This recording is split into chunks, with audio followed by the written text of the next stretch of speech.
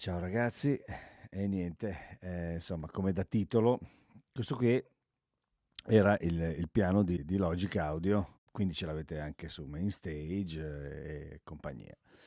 Ora, chiaramente non è come quando lo accendete e lo suonate. Ho fatto un trattamento. Questo trattamento però comunque va fatto su un suono in particolare. Allora, vi faccio sentire la resa degli altri che in realtà hanno proprio dei problemi. Questo è lo Steinway Gran Piano.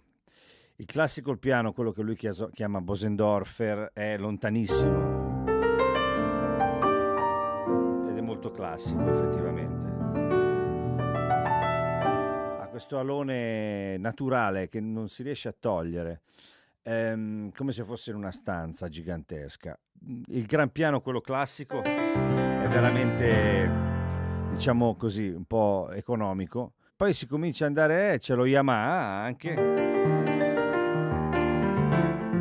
che è abbastanza fermo, solo che ha i livelli di dinamica troppo violenti.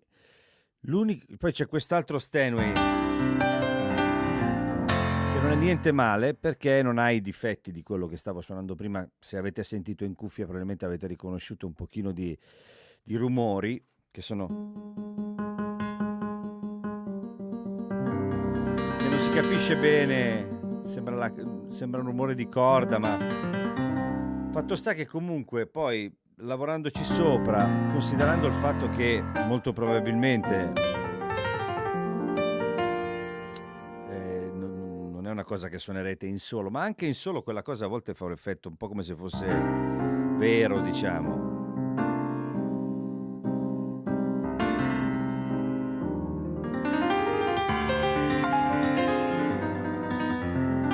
Allora, partendo dal presupposto che siamo arrivati allo Steinway Gran Piano, lo Steinway Gran Piano che trovate, chiaramente io non sto usando plugin miei che non sono quelli di Logic, perché ho voluto fare questa prova con dei plugin che normalmente utilizzo per qualsiasi altro pianoforte che uso, cioè li metto sui piani che registro di linea con il Nord Stage, piuttosto che il piano vero, piuttosto che sono plugin che uso per dargli brillantezza, per dargli compressione e tutto il resto. Li ho usati su questo piano. Allora, sto usando i Brainworks o la console N, il plugin che emula Channel Strip della Neve, e ho usato in realtà un preset che si chiama Piano Attitude, che gli dà, che adesso levo tutto, così sentite com'è dall'inizio, che chiaramente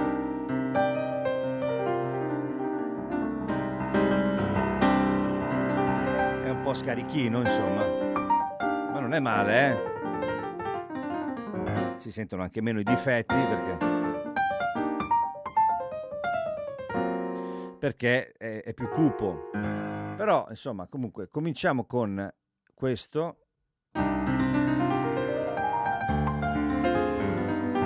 Che già gli dà un pochino di carattere, di colore, già così è utilizzabile.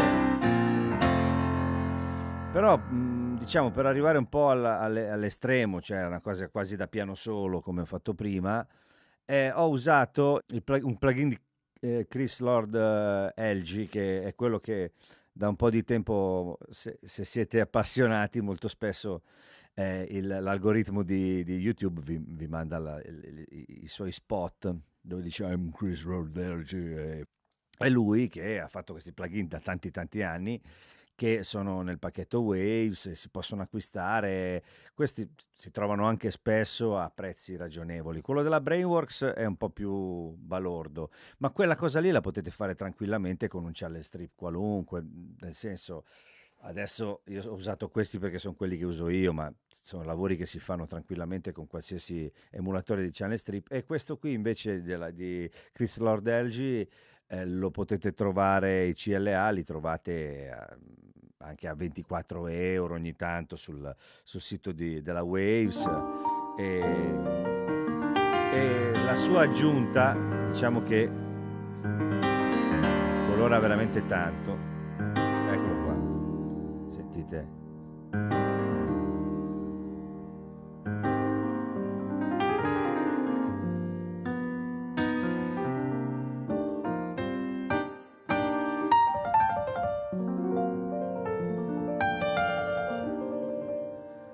questi due plugin sono quelli che ho utilizzato e basta. Come avete sentito si possono usare anche solamente uno, senza, quello che volete. Diciamo che di partenza questo piano si adatta a un utilizzo live anche, perché io lo sento abbastanza potente, abbastanza efficace. Ha anche una sua dinamica e un suo movimento di armoniche.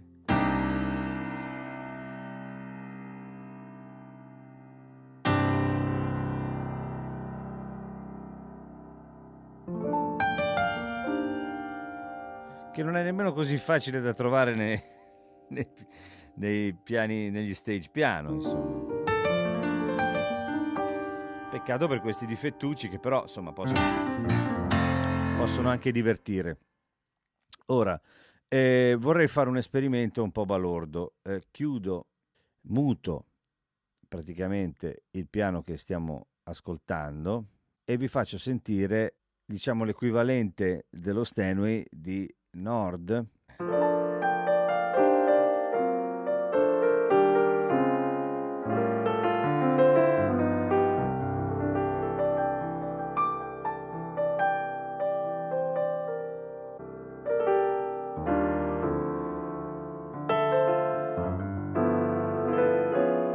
Il Grand Lady D, adesso lo state sentendo completamente flat. Chiaramente metterò gli stessi plugin anche su questo piano e ve lo faccio sentire suonato con quel plugin.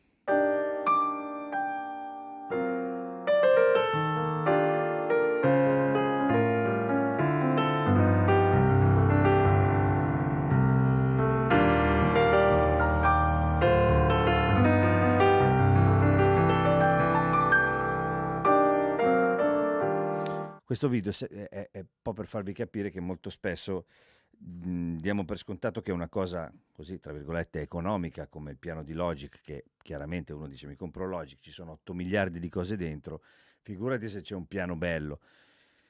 Sì, magari non c'è il campionamento più bello del mondo, però insomma...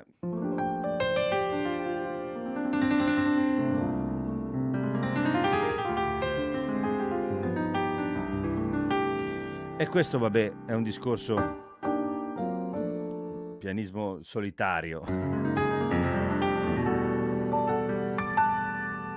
E ha tutte le caratteristiche.